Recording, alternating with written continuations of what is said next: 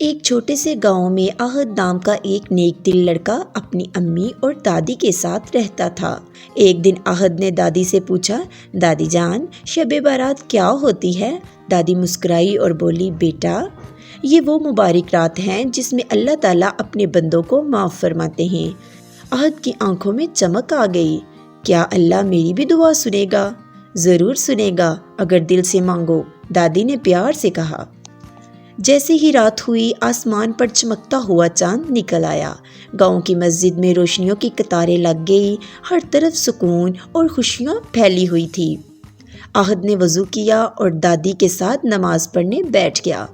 اس نے پہلی بار دل سے دعا کی، یا اللہ، میری امی کو ہمیشہ خوش رکھنا، دادی کو صحت دینا اور سب لوگوں کو معاف فرما دینا۔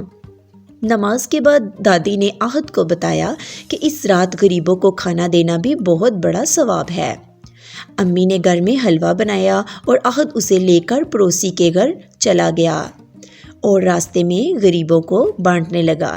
ایک چھوٹی سی بچی نے خوش ہو کر کہا، بھائی، آج تو بہت مزہ آ گیا، اللہ آپ کو خوش رکھے۔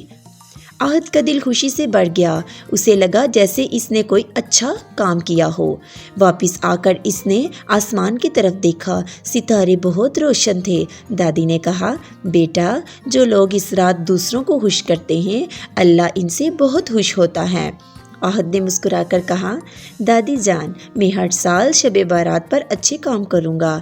رات بھر مسجد سے دعاؤں کی آواز آتی رہی، لوگ اپنے گناہوں کی معافی مانگتے رہے۔ احد کو دل میں عجیب سا سکون محسوس ہو رہا تھا۔ جب سونے کا وقت آیا تو اس نے آخری دعا کی، یا اللہ، مجھے ہمیشہ اچھا بچہ بنائے رکھنا، اور وہ مسکراتے ہوئے سو گیا۔ اس رات احد نے خواب میں دیکھا کہ آسمان سے روشنی اتر رہی ہے اور فرشتے دعائیں قبول کر رہے ہیں۔ صبح جب وہ اٹھا تو اس کا دل خوشی سے بھرا ہوا تھا۔ دادی نے کہا، دیکھا بیٹا، شب بارات اللہ کی رحمتوں کی رات ہوتی ہے۔